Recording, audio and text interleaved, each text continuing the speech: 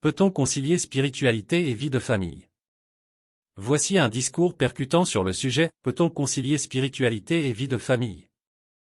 Mes chers amis, aujourd'hui, je souhaite aborder un aspect essentiel de nos vies, la conciliation entre la spiritualité et la vie de famille. Beaucoup d'entre nous se demandent parfois s'il est possible de maintenir un équilibre entre ces deux aspects si importants de notre existence quotidienne. Eh bien, laissez-moi vous dire que oui, c'est non seulement possible, mais c'est aussi une voie enrichissante vers l'harmonie et le bien-être familial. La spiritualité, loin d'être quelque chose d'abstrait ou de mystique, est une façon de vivre qui nous connecte à quelque chose de plus grand que nous-mêmes, quelles que soient nos croyances spécifiques. C'est un moyen de trouver du sens, de la paix intérieure et de la compassion dans nos vies. Et cela peut parfaitement s'intégrer à nos responsabilités familiales quotidiennes. Regardons de plus près comment la spiritualité peut être un atout précieux pour notre vie de famille. Tout d'abord, elle offre un cadre pour cultiver des valeurs fondamentales. Imaginez des moments partagés autour de la table où, avant de savourer le repas, chacun exprime sa gratitude pour les bénédictions reçues. Ce simple geste instaure un sentiment de connexion et d'appréciation mutuelle au sein de la famille. La spiritualité, c'est aussi un guide dans les moments difficiles. Lorsque des défis surgissent, qu'il s'agisse de tensions familiales, de stress ou d'incertitude, elle nous offre un refuge intérieur. Elle peut être une source de force pour affronter les difficultés ensemble, en faisant preuve de patience, de compréhension et d'empathie les uns envers les autres. Prenons l'exemple de la méditation. Peut-être avez-vous entendu parler de la méditation sans vraiment savoir en quoi elle consiste. C'est simplement un moment où l'on s'assoit confortablement, ferme les yeux, et se concentre sur sa respiration ou sur des pensées positives.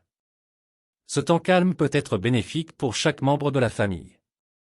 C'est un moyen de se recentrer, de se libérer du stress et de favoriser un état d'esprit paisible, ce qui peut avoir un impact positif sur les interactions familiales.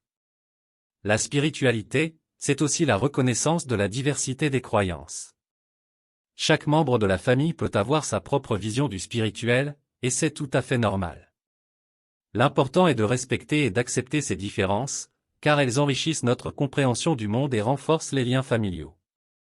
On peut partager nos différentes pratiques, apprendre les uns des autres et grandir ensemble dans le respect mutuel. Enfin, la spiritualité favorise la croissance personnelle. Elle encourage la réflexion, l'auto-observation et le développement de la conscience de soi. Ces aspects sont précieux pour les membres de la famille, car ils permettent de mieux se comprendre, d'améliorer la communication et de renforcer les relations. En résumé, la spiritualité et la vie de famille peuvent se compléter de manière harmonieuse. En intégrant des pratiques simples comme la gratitude, la méditation et le respect des différences, nous pouvons créer un environnement familial où règne la paix, la compréhension et l'amour. Alors, mes chers amis, n'hésitons pas à embrasser la spiritualité dans notre quotidien familial. Elle peut être un phare dans les moments sombres, un pilier de force et d'unité pour notre foyer. En cultivant ces valeurs, nous pouvons véritablement créer un espace où chacun se sentira soutenu, compris et aimé au sein de notre belle famille. Merci de m'avoir écouté. Puissions-nous tous trouver l'harmonie et la spiritualité dans nos vies familiales pour un bonheur partagé.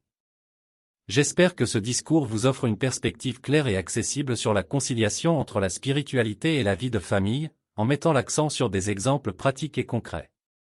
Si vous avez d'autres questions ou besoin de plus d'informations, n'hésitez pas à me le faire savoir. Nous sommes arrivés à la fin de cette vidéo pratique. Nous espérons sincèrement que cette vidéo a été une source d'inspiration et de réflexion pour vous. Si cette vidéo pratique vous a été utile, nous vous invitons à la partager avec vos proches, vos amis et vos collègues.